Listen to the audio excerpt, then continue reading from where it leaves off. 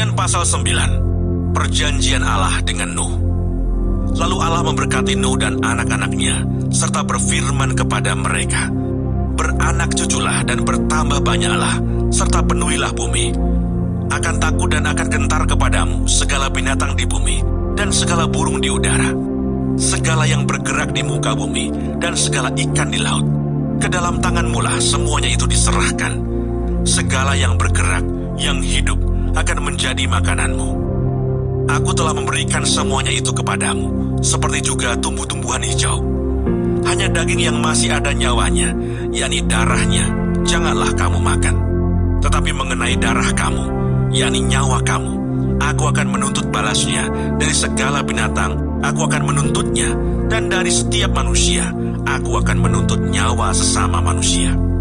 Siapa yang menumpahkan darah manusia, darahnya akan tertumpah oleh manusia. Sebab Allah membuat manusia itu menurut gambarnya sendiri. Dan kamu beranak cuculah dan bertambah banyak, sehingga tak terbilang jumlahmu di atas bumi. Ya, bertambah banyaklah di atasnya."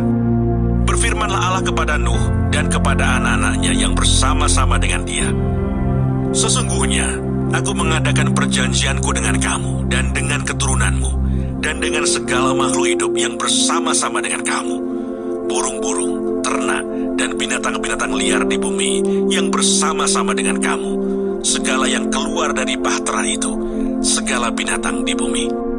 Maka kuadakan perjanjianku dengan kamu, bahwa sejak ini tidak ada yang hidup yang akan dilenyapkan oleh air bah lagi, dan tidak akan ada lagi air bah untuk memusnahkan bumi." Dan Allah berfirman, "Inilah tanda perjanjian yang kuadakan antara aku dan kamu, serta segala makhluk yang hidup, yang bersama-sama dengan kamu, turun-temurun untuk selama-lamanya. Busurku kutaruh di awan, supaya itu menjadi tanda perjanjian antara aku dan bumi. Apabila kemudian kudatangkan awan di atas bumi, dan busur itu tampak di awan, maka aku akan mengingat perjanjianku yang telah ada antara aku dan kamu, serta segala makhluk yang hidup, segala yang bernyawa, sehingga segenap air tidak lagi menjadi air bah untuk memusnahkan segala yang hidup. Jika busur itu ada di awan, maka aku akan melihatnya, sehingga aku mengingat perjanjianku yang kekal antara Allah dan segala makhluk yang hidup, segala makhluk yang ada di bumi." Berfirmanlah Allah kepada Nuh, "Inilah tanda perjanjian yang kuadakan antara aku dan segala makhluk yang ada di bumi." Nuh dan anak-anaknya. Anak-anak Nuh yang keluar dari bahtera ialah Sem, Ham, dan Yafet. Ham adalah bapa Kanaan. Yang tiga inilah anak-anak Nuh, dan dari mereka inilah tersebar penduduk seluruh bumi. Nuh menjadi petani. Dialah yang mula-mula membuat kebun anggur. Setelah ia minum anggur, mabuklah ia, dan ia telanjang dalam kemahnya. Maka Ham, bapa Kanaan itu melihat aurat ayahnya, lalu diceritakannya kepada kedua saudaranya di luar. Sesudah itu Sem dan Yafet mengambil sehelai kain dan membentangkannya pada bahu mereka berdua. Lalu mereka berjalan mundur.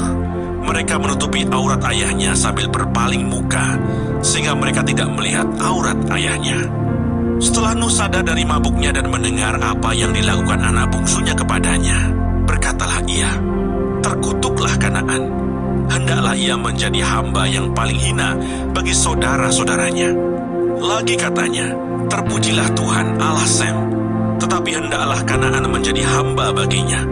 Allah meluaskan kiranya tempat kediaman Yafet, dan hendaklah ia tinggal dalam kemah-kemah Sem. Tetapi hendaklah Kanaan menjadi hamba baginya." Nuh masih hidup 350 tahun sesudah air bah. Jadi Nuh mencapai umur 950 tahun, lalu ia mati.